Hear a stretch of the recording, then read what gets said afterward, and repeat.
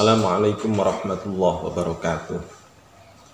Bismillah, alhamdulillah, wassalatu wassalamu ala rasulillah Sayyidina maulana Muhammad ibn Abdillah wa ala alihi wa sahbihi wa mawalah amma ba'du. Para sahabat dimana saja Anda berada, bisnis yang dengan basic adanya pencarian anggota itu bisa dikelompokkan menjadi 3.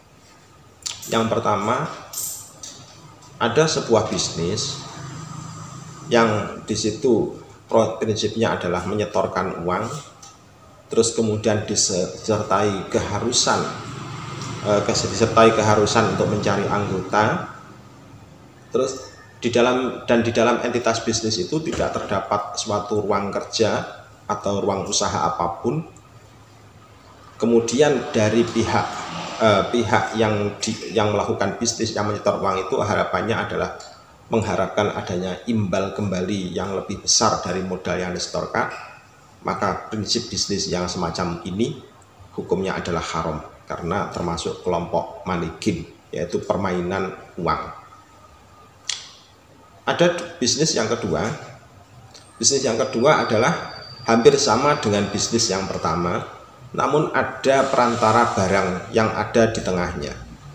Jadi ada barang, kemudian ada pencarian anggota,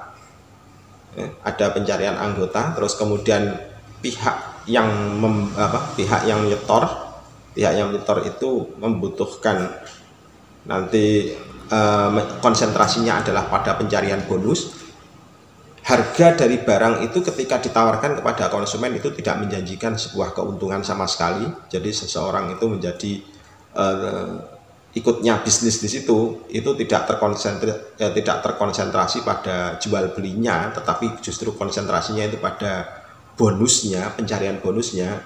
Sebab apa kok tidak konsentrasi pada jual belinya, kok konsentrasinya pada pencarian bonusnya? Soalnya barang yang dijual belikan itu tidak menjamin adanya keuntungan sama sekali, dan dia sudah yakin bahwasanya barangnya itu nggak bisa menjamin keuntungan. Nah, pola bisnis yang kedua seperti ini juga termasuk haram. Meskipun ada barang yang menjadi wasilah diantaranya. Barang ini sifatnya adalah pengelabuan. Jadi pengelabuan saja, tapi inti utamanya sebenarnya adalah setor uang secara terus-menerus, secara rutin, dan mengharapkan adanya bonus. Nah, jadi sekali lagi untuk bisnis yang model kedua seperti ini adalah termasuk bisnis haram. Bisnis yang ketiga yang sama-sama masih basicnya mencari anggota. Ada barang yang menjadi perantara. Jadi ada barang yang diperjualbelikan.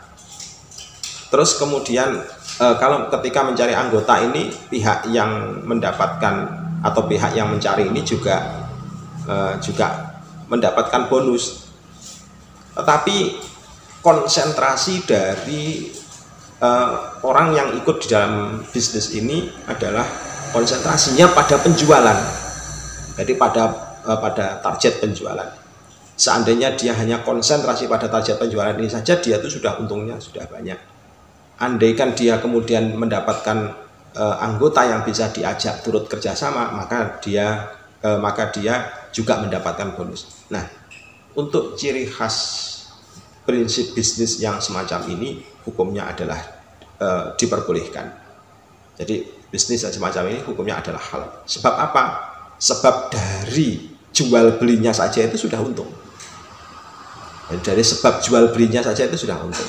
Jadi kemudian bonus yang dari pencarian anggota tadi itu adalah ibaratnya mengikuti sebuah prinsip akad jualah, yaitu tolong carikan, ibaratnya seorang pengusaha mengatakan kepada seorang yang berada di bawahnya, tolong carikan saya 10 orang pembeli lagi, 10 orang penjual lagi, nanti saya kasih bonus per orangnya sekian. Nah, hukum seperti ini hukumnya adalah diperbolehkan. Jadi bisnis yang model ketiga ini adalah diperbolehkan. Contohnya misalkan adalah bisnis travel umroh. Asalkan harganya itu sesuai dengan harga umum, maka hukumnya adalah boleh. Untuk yang bisnis kedua tadi, contohnya misalkan ada bisnis MLM yang selama ini sering dijadikan sebagai tutup saja MLM-nya, bukan pada penjualan bisnisnya. Meskipun tidak semua MLM adalah yang diharamkan, asalkan barangnya itu memang betul-betul bermanfaat, maka tidak masuk kelompok haram. Tapi kalau barangnya itu hanya sebagai pengelabuan, lebih kecil manfaatnya dibanding harganya, seperti kayak kasus Kinet yang tempo hari, maka hal semacam itu adalah haram.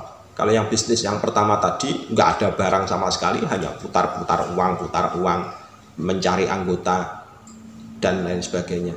Andaikan orangnya ini misalkan kesempatan untuk mencari anggota ini dipotong jedel karena suatu hal, maka pihak yang berada di bawah ini sudah nggak bisa mencari anggota lagi. Dia sudah kehilangan uang, nggak bisa mencari anggota. Nah, semacam itu. Nah, makanya untuk yang bisnis pertama tadi hukumnya adalah haram. Untuk yang bisnis yang kedua, tipe bisnis kedua hukumnya boleh. Hukumnya haram.